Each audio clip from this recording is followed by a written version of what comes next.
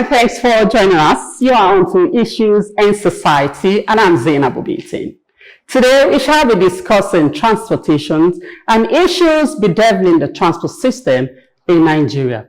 Although the road network in Nigeria is simply saddening, coupled with a high cost of petroleum products, which in turn results to high cost of transportation. Our focus today shall be on the activities of the Federal Capital Territory's transportation system. And my guest, of course, is none other person than the Secretary to the Federal Capital Territory Administration Transport Secretariat, in person of Honorable Abdullahi Candido. Join us again after the break.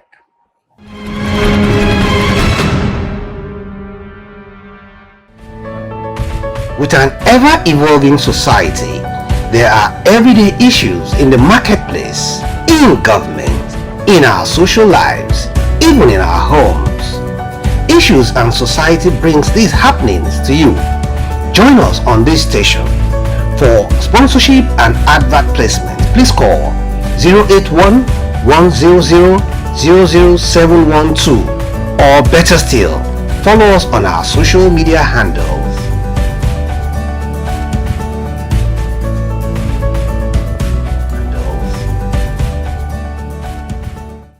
And so, in continuation of our specialty report on notable agencies here in the FCT that have contributed immensely to the development and growth of the Federal Capital Territory, we have with us today the Secretary of the Transportation Secretariat here at the FCT, in the person of Honorable Abdullahi Candido. So it's a pleasure having you on the program. It's my pleasure to you. Welcome. Transportation Secretariat here at the FCT. Can you give us a brief background and the mandate of your officer? Thank you very much. Once again, you are welcome to the Transportation Secretariat, FCTA. From the background, I think let us know when even the Secretariat was created. You will agree with me that the scale of service in the territory keep getting upgraded from time to time. And so by 2004, a concept of having secretaries or secretariats came into the fold. And the transportation was one out of so many secretariats that were created. And here we are. I think I may likely file out among those who served in this capacity. I think if I'm not number 9, I should be number 10 now, possibly. So the Transportation Secretariat is one out of these so many secretariats that we have in the Federal Capital Territory that is, set to ensure that it manages the transport sector of the entire territory, not just the city, to ensure that commuters and commuting, of course, goes in the way that the government will wish to have it. Now, what are your aspirations as the secretary here? Oh, it is the desire of all appointees of a government to ensure the service are rendered as expected. And as the core mandate of the Secretariat is to ensure that we add value to the administration. Don't forget, this is the capital city of the nation. And of course, it must look different in all sectors, in all ramifications. And you know that as the city keeps, increasing in size and in population, the influx, keep adding volume, to the population of the entire Federal Capital Territory. But in particular, the city, because this is where things are happening. And so every Nigerian coming from all sectors, all sections of the country, wishes to have a stay where he can just have one or two things to do within the city. And so it's been saturated, it's been overpopulated, the city is being overwhelmed by all manners of people, because, of course, maybe this is where things are happening, these are where facilities are, these are where social amenities are, and therefore, day in, day out, on daily basis, there are influx of Nigerians into the city. And so what do we do as a government, under and through this Transportation Secretariat, is to ensure that the commuters have a smooth ride, right? And of course, where we have gridlocks, what do we do to checkmate its excesses, so that as you are coming into the town or you are moving back to your home after service, of course you have a free flow of traffic, right? So that you don't just get too stressed up while coming to office and then too stressed up while going home. So this is one area that the Transportation Secretariat is, facing. And you will agree with me that on daily basis we receive Nigerians into the city. But because we do that, and the city is not the landmass is not increasing, it's still what we have. But the population is overwhelming enough. And so we find it difficult. You and I have vehicles, every other Nigerian have vehicles. On daily basis, there are people buying vehicles. There are people buying all sorts of, transportation means. So, and it's, filed around the city. So it means the Transportation Secretariat must do everything possible to ensure that we don't allow the city to be too influxed with unnecessary, kind of motoring that will not give us smooth ride within the city. Now, your secretariat is likened to commissions in other states, like you have Ministry of Transportation in other states. Now, what is unique about the Secretariat here in Abuja? I think it's very simple. We are simple. If you're asking of how unique the transportation system in Abuja or ministry like other states could have is, what are the unique features here? You know that we distinguish. Here, FCT, we aren't just like any other state capital, right? This is the capital city of the nation where you have all kind of institutions of governance, all kind of embassies you can think of, companies, everything, the Federal Secretariat, where you have the government, in power. All the federal secretariats are here. Nigeria foreign embassies are all here. Companies are here. All business premises and what have you are all within the capital city. So this distinguishes us with other smaller state capitals. You can't compare, for instance, the capital city here with the state capital, the Nasarawa state. This is a place where maybe it's just 1, 2, 3 roads that link themselves. But here, it links the city with other state capitals. And so we have a different aspect of how we do our things here, unlike other states. So we are very, very different. And I think we should be seen from that perspective.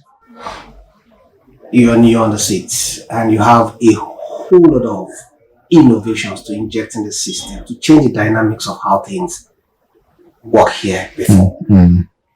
In the next 5, maybe 1 year, what are those unique things that commuters and indeed residents in Abuja will begin to see done differently from how they have been done now? Yeah, basically under our watch, and I think government is a process, it's transient. We are trying to build upon what our predecessors have established or have started. One of the most, innovative thing we intend to ensure it is achieved, basically within the city, is bringing in of the new high-capacity buses. These new high-capacity buses will have, to be brought to the city to take the place of the usual and normal buses that we see around the town that somehow look rickety. Sometimes also you can see that there are too many and so too busy, keep the road very untidy, and all sort of, noise that, is attributed to the kind of, the buses we use in that manner. So this administration, of course, under the watch of the minister, is so concerned that we need to be so innovative.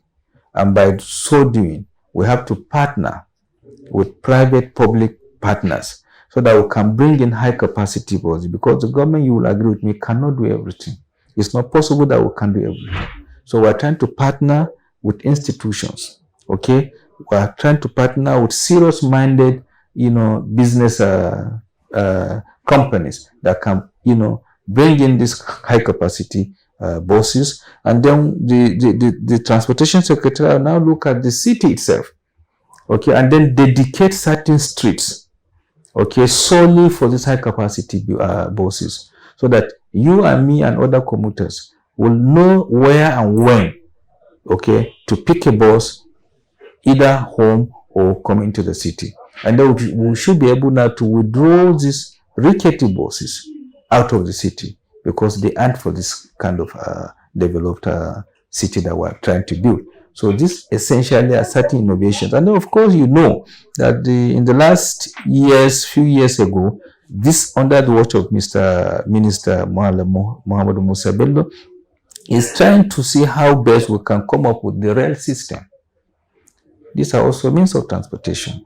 If we have this rail system in place, particularly the one that, goes around the metro city, it is going to also reduce in no means the kind of buses and the kind of other unusual means of transportation, like the keke nape, or you call them tricycle riders, or the okada and what have you. All this shouldn't be within the city here, particularly within the city. They could operate within the suburb, but not within the city. And so if we have rail, crisscrossing around the city, and then we have the high capacity buses, okay, I'm convinced that Nigeria will heave a sigh of relief. They will know that yes, this is a city that they are looking up to. And then of course, as we progress in governance, even if we leave, successful administration should be able to continue with the beautiful thing that this administration is going to put behind, so that you and me and other Nigerians will know that they have a capital city that they can all be proud of. Now, looking at the kind of investment needed to transform the city to some level of breakthrough, and bringing in buses from investors, how are you going to further regulate the pricing so that everybody can afford this mode of sweet and convenient transport system? This is a very sensitive government. We are, we feel the pulse of Nigerians. We know what the country is passing through, right, economically and otherwise. And so whatever the government is going to introduce into the city will be people's driven. We'll have the people in mind. We're concerned about their plight. Their economic situation or status is known to us. And so we are going to build that understanding between we and the partners. Those who are going to provide these high buses, of course, it's going to be a long-term project. It's not the one that you rush into making profit immediately. No, it's something that is going to take a long time. And therefore, they won't feel it. The citizens won't feel it. The government will also not feel it, because that is the regulation, to ensure that as you bring the high capacity buses, we regulate and strengthen the years for which you are going to recoup your resources. And then a dedicated, like I said, dedicated streets and road within the city will be given to them, so that they will be able to, of course, recoup their money, but not as urgently, they may be thinking, in order to make profit as quickly as possible. So we are concerned about the people. That is why we're here. We feel the pulse of Nigerians, and we should be able to, serve them the best way they would wish to be served.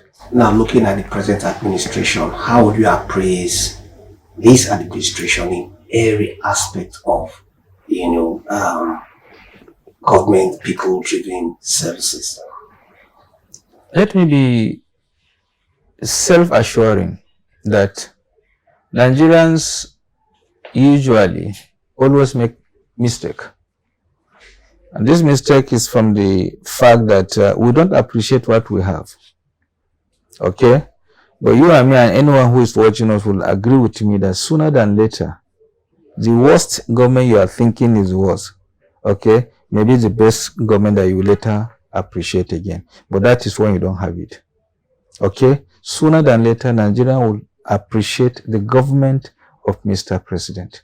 If you are appraising the performance of this government the last 7.5 years or 8 now, okay, because of the hardship that every nation in the world, it is a global thing. Is it insecurity? It's a global challenge. Is it inflation? It's a global challenge.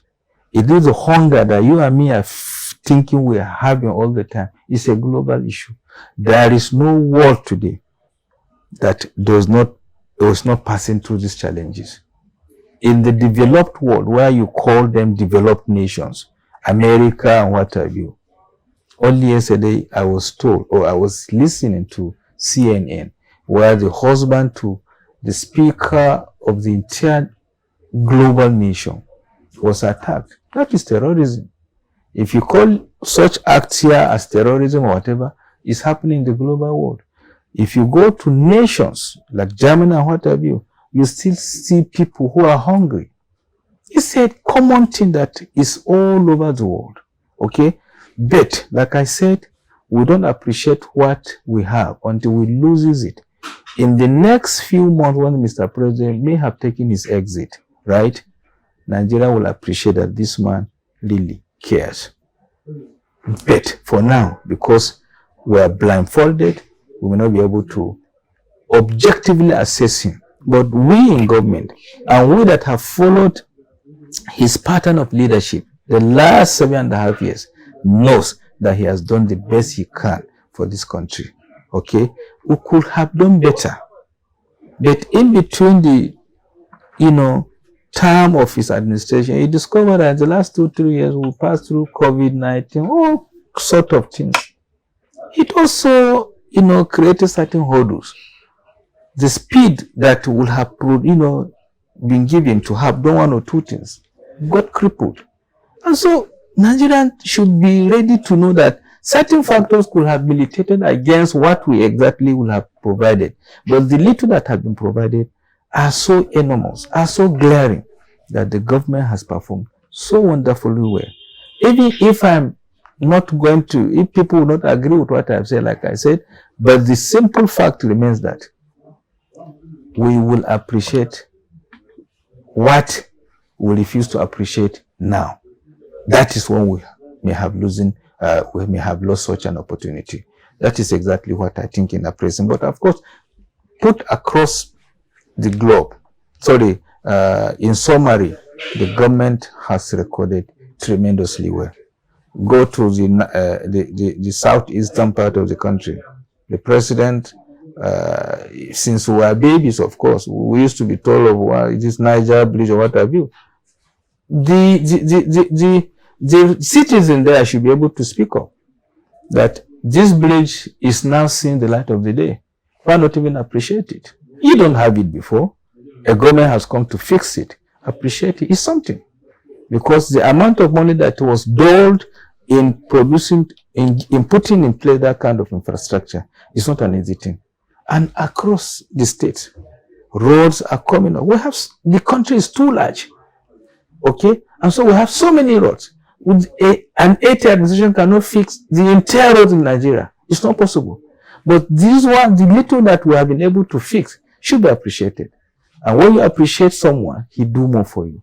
Unfortunately, this is a country where we like to lament, we like to criticize, even if we don't have any solution to provide.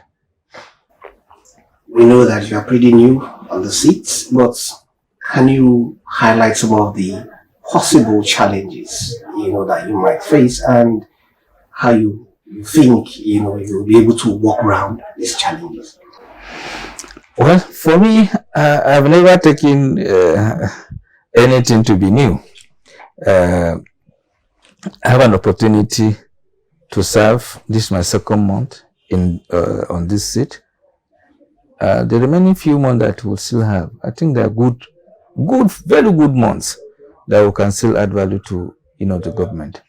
But sincerely, if I must say if I must respond to what you just said now, I think the city under our watch in the Secretariat, okay, by the grace of God, we intend to achieve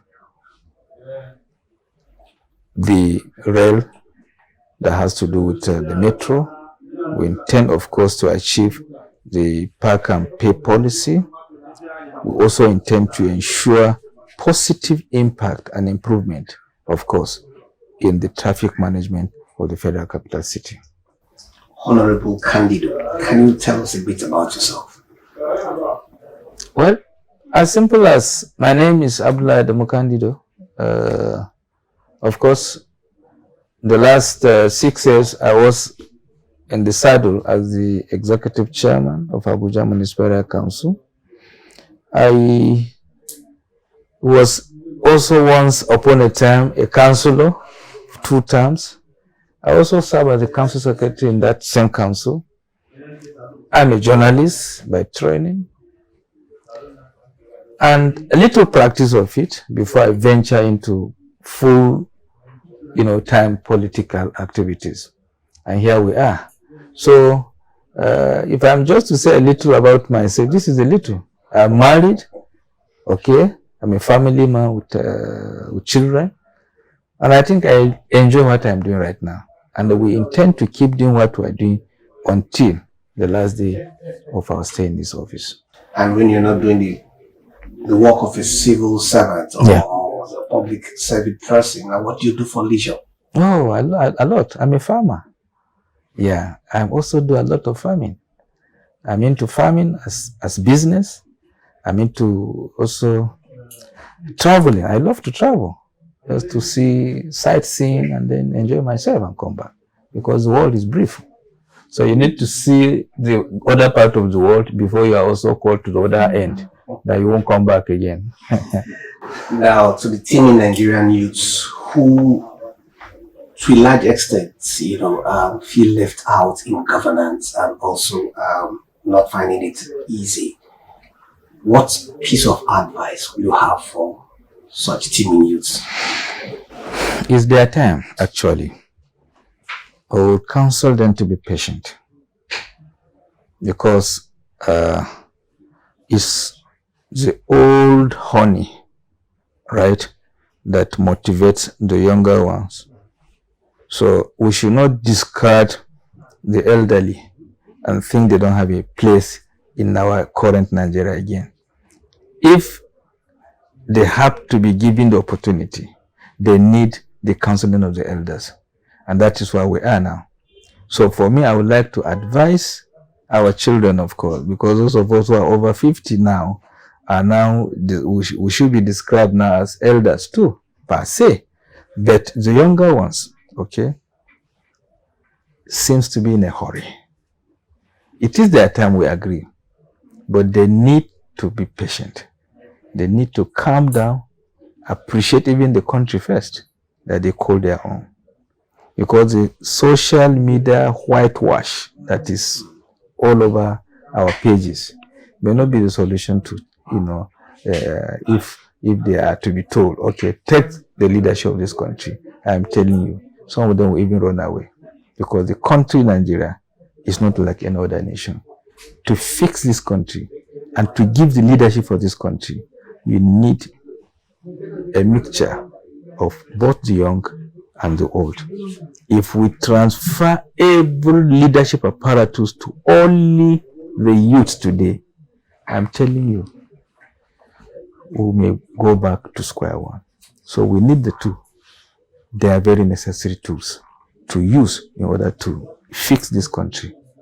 The older ones and the younger ones. And why I'm saying they should learn to be patient is to learn thorough from this elderly before they bid us farewell. Because if we keep changing them away, one day we may need them, one day may not be there. So let's be calm, let's be very careful, and let's be very patient that with the elderly counsels and advice, Nigeria can be fixed. Well, I want to say a very big thank you for your time, and thank you so much for having made our time for this interview. It's my pleasure, sincerely. Thank you very much. Well, the program is Issues and Society. Join us next week. Welcome back, and thanks for staying tuned. This is the much we can take on the transportation system in the Federal Capital Territory. In subsequent weeks, we shall be looking at transportation in Nigeria as a whole. We welcome your challenges. We welcome your suggestions on our social media platform. I am Zainab Ubitin. Thanks for watching.